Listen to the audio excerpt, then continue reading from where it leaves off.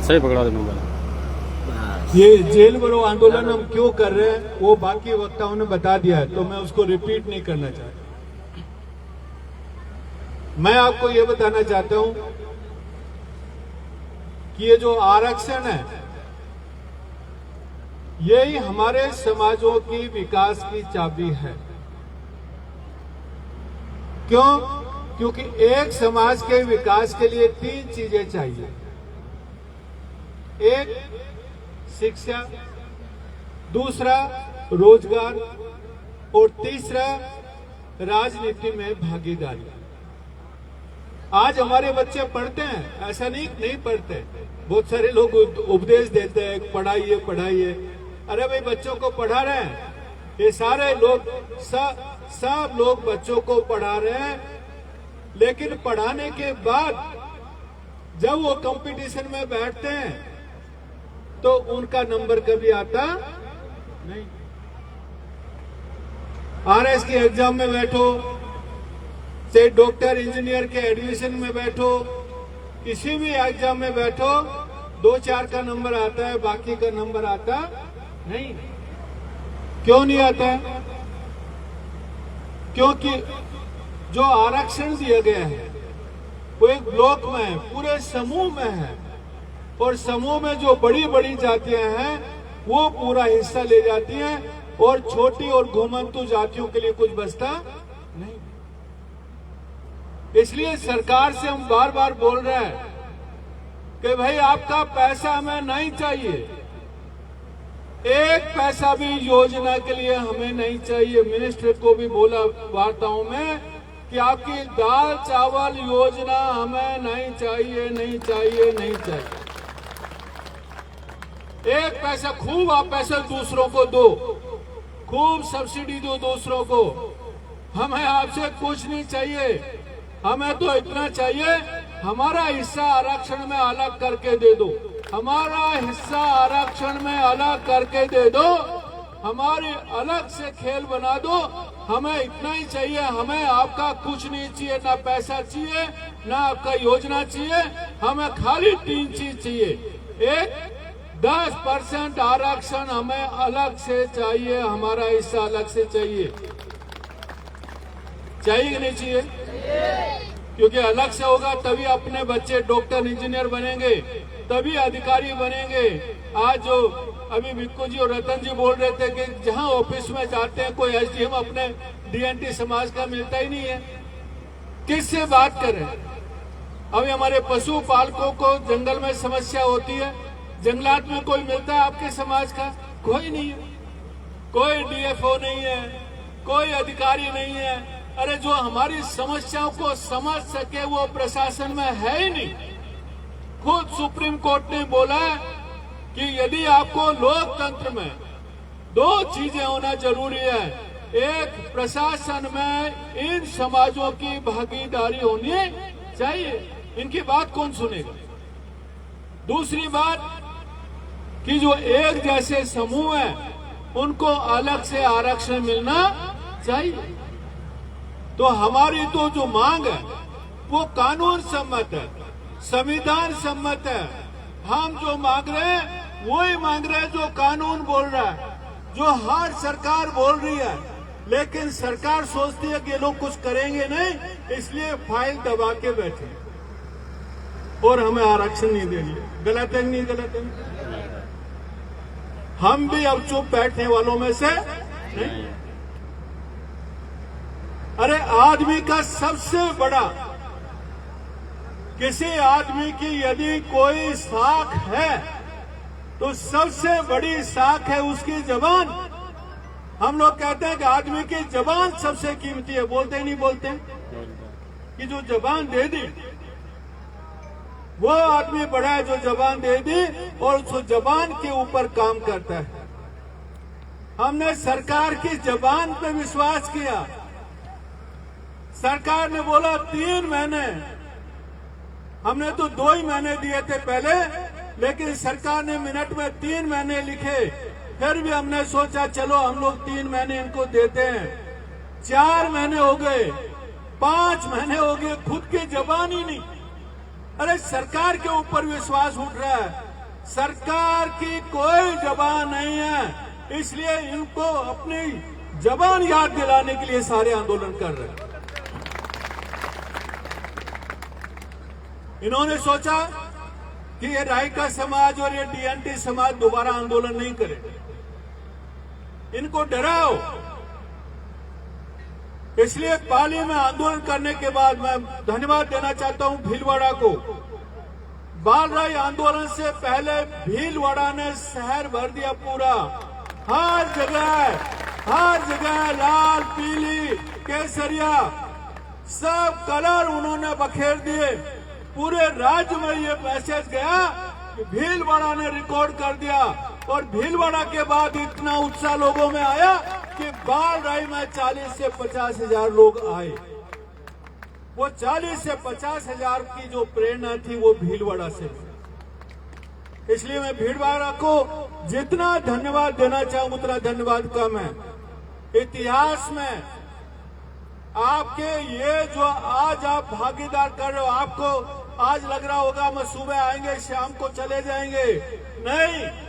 इतिहास की जब किताब लिखी जाएगी, डीएनटी की जब किताब लिखी जाएगी, भीलवाड़ा का नाम स्वर्ण अक्षरों में होगा कि भीलवाड़ा ने एक ऐसा जज्बा दिखाया।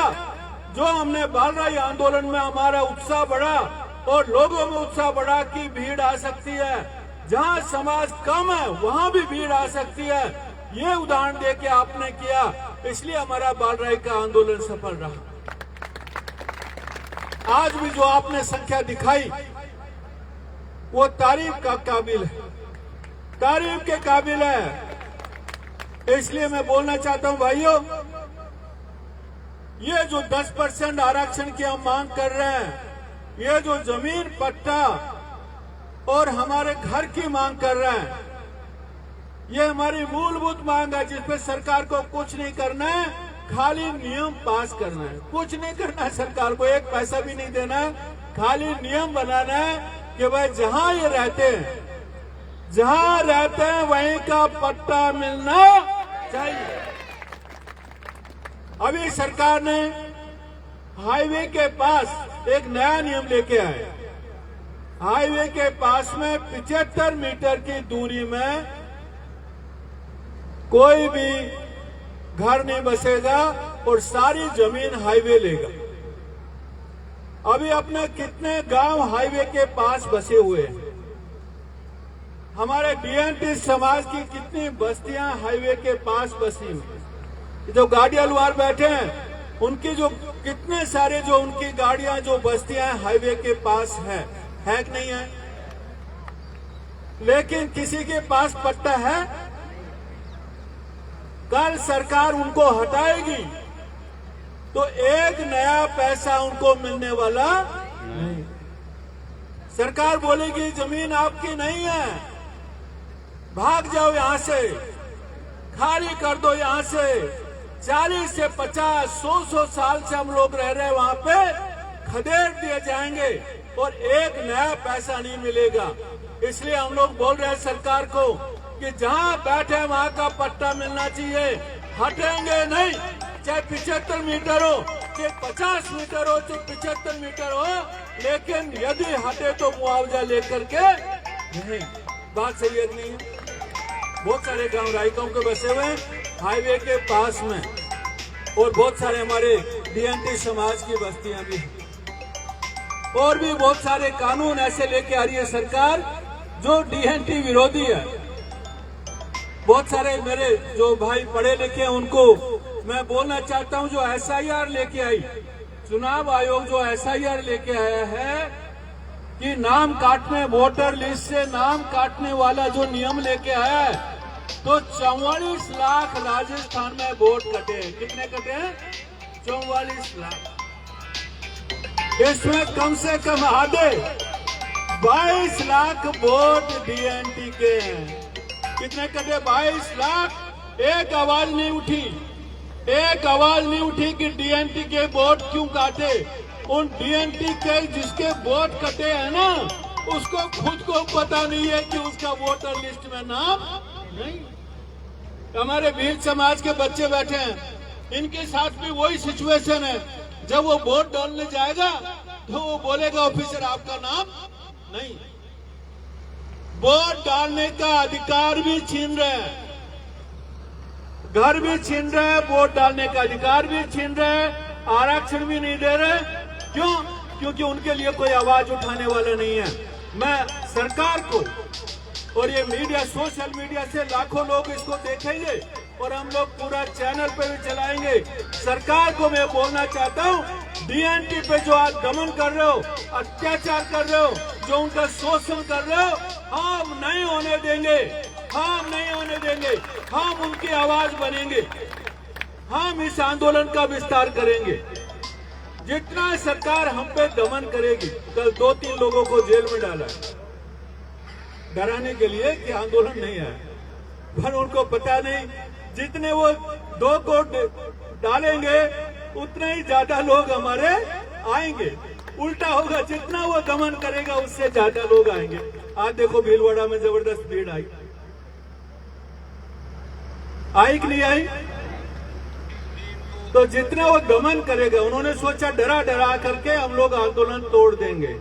अरे भाई, डरने वालों में से नहीं है, हम लोग बहादुर कौम से हैं, डरेंगे नहीं। अरे आपकी जेल से नहीं डरेंगे। आप सबको उठा के ले जाइए, इसलिए जेल भरो आंदोलन है। सबको उठा के लेके जाइए, बोरिया बिस्तर कार में साथ में लेके चल रहे हैं। आप रात को उठाइए, सुबह उठाइए। जेल जाने से हमें कोई डर नहीं है। समाज के लिए जेल जाना पुण्य पुण्य। इसलिए मैं सब भाइयों को बताना चाहता हूं कि डरने का नहीं है। देश आजाद हुआ था तो बहुत सारे लोग जेल गए थे। कई बार हमारे परिवार, क्योंकि पहली बार कोई जेल जाता है इसलिए पूरा परिवार टेंशन में आ जाता है, ठीक है। लेकिन देश आजादी के टाइम में लोग जेल गए थे, अरे फांसी भी हुई थी, उन्होंने आजादी का दिन कभी देखा नहीं। ये हमारे लिए आजादी है, ये हमारे लिए आजादी है। इसलिए सरकार को बार बार बोल रहे हैं, डरने वाली कौमें नहीं है। आप कितना जेल भरो, कितना दमन करो, अपना आरक्षण पट्टे घर लेकर के रहेंगे। इसलिए साथियों,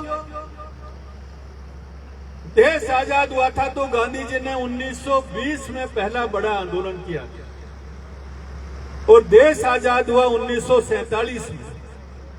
27 साल आंदोलन किया था देश आजादी के लिए, अंग्रेजों को भगाने के लिए।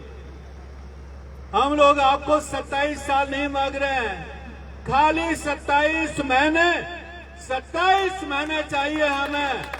2 साल गुजर चुके हैं, 20 महीने समझो गुजर चुके हैं। ओनली 6 से 7 महीने, 6 से 7 महीने में आरक्षण दिलवा के रहेंगे। 6 से 7 महीने। इसलिए पहला पड़ाव हमारा जयपुर। 1 तारीख को 1 जुलाई 2026 को हर गांव से जत्था जाना चाहिए। अभी हमारे राजकुमार जो युवा है भील समाज के, बहुत अच्छा मेरे को आइडिया दिया, मेरे को अच्छा लगा।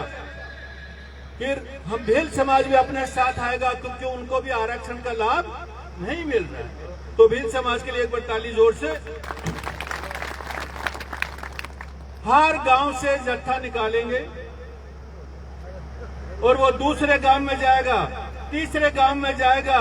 पूरे राजस्थान में एक तिथि आपको दे देंगे। जैसे हमारा 17 तारीख को लास्ट हमारा ये आंदोलन हो रहा है, 17 या 18 को 12 दिन हमारे पास बचेंगे।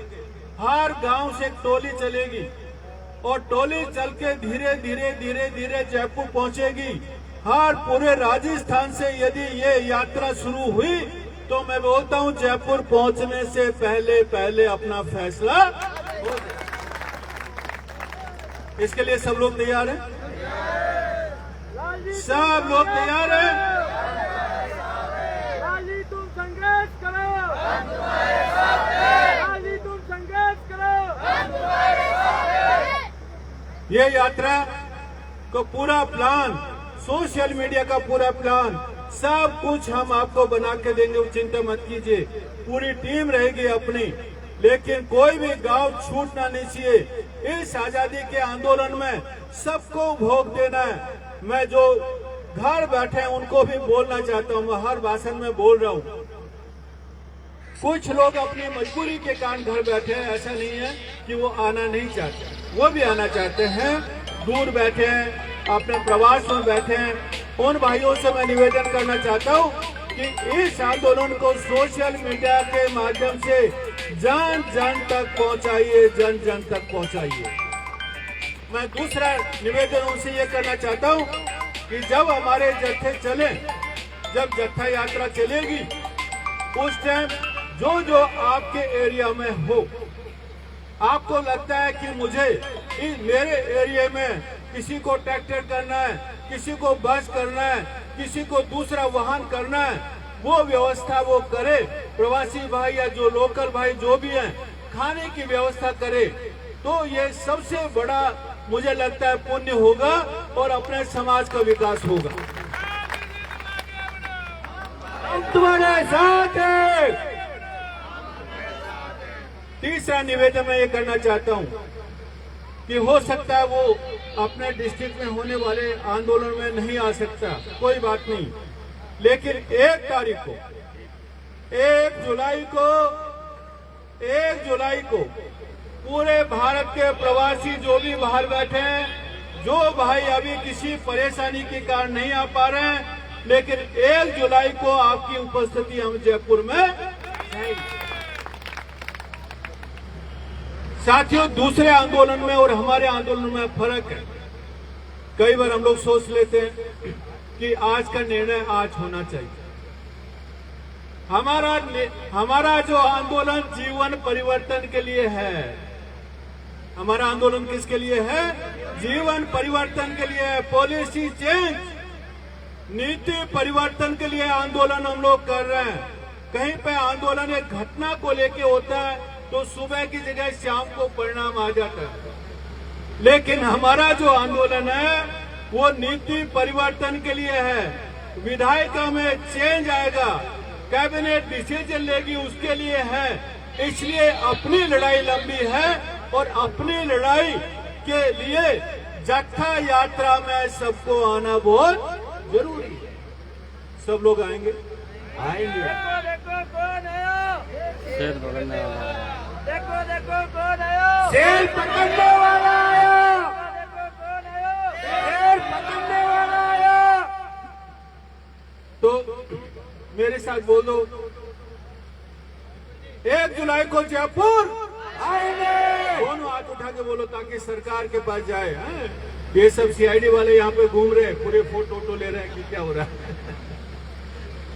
तो हम लोग चाहते हैं उनको बुला के, भाई आके जरूर फोटो लो हमारा, ताकि सरकार की आंख खुले कि लोग ये जनता बढ़ती जा रही है, हर आंदोलन में संख्या बढ़ती जा रही है।